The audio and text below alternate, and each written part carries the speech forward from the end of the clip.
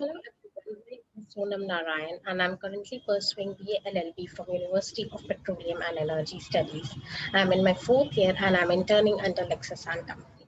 And today in this video, I will be talking about the appointment of the High Court judges. Article 217 of the Indian Constitution deals with the appointment and conditions of the office of a judge of a High Court. What conditions does it lay down and how the appointment is done? We will see in this video. So it says that every judge of a high court shall be appointed by the president by warrant under his hand and seal after consultation with the Chief Justice of India, the governor of the state, and in the case of the appointment of a judge other than the Chief Justice of the High Court and shall hold office in the case of an additional or acting judge as provided in Article 224 and in any other case until he attains the age of 62. It also states that a judge may by writing under his hand addressed to the president resign his office. A judge can be removed from his office by the president in the manner provided in the clause 4 of Article 124 for the removal of a judge of the Supreme Court. It also says that the office of a judge shall be vacated by being appointed by the president to be a judge of the Supreme Court or by his being transferred by the president to any other high court within the territory of India.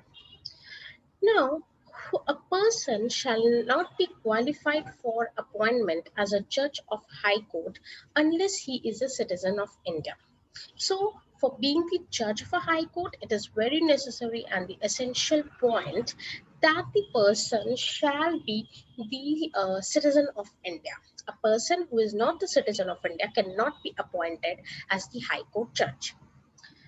He shall have at least 10 years, he has for at least 10 years held a judicial office in the territory of India or has for at least 10 years been an advocate of a high court or of two more such courts in succession. So we see that for being appointed as the judge, the person shall have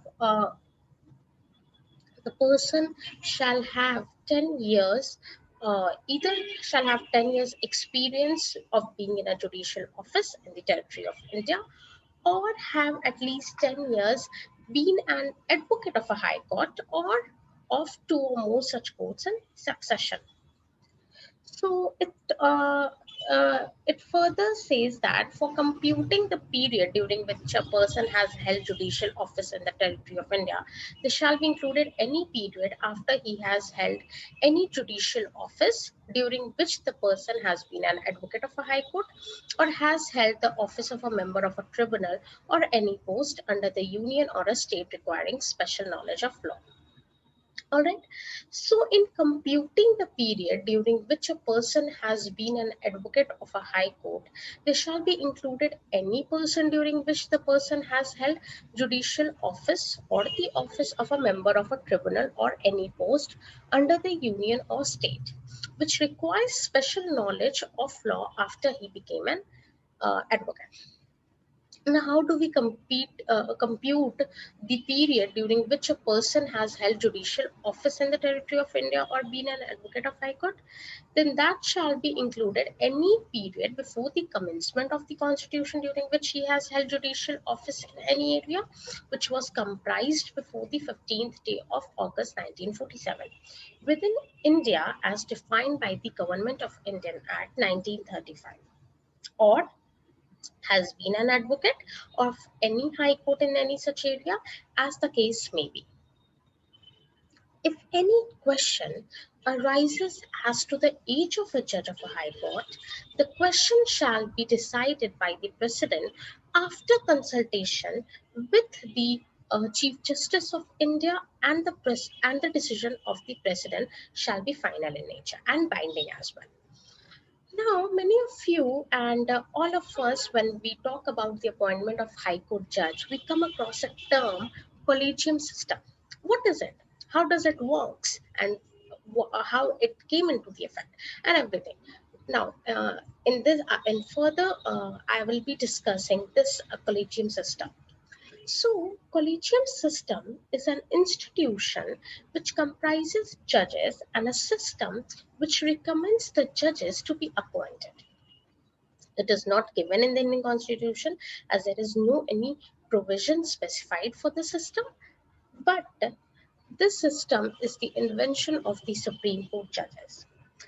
For the appointment of the High Court judges, the collegium comprises of the Chief Justice of India and two senior most judges. Now, how did it? As I stated earlier, that this system is nowhere mentioned in the Constitution. So, how did it came into the picture of the appointment of the judges? How did it came? So, it came in the picture by the famous uh, first judge's case, second judge's case, and the third judge's case. Now we will see that what happened in these three cases and how the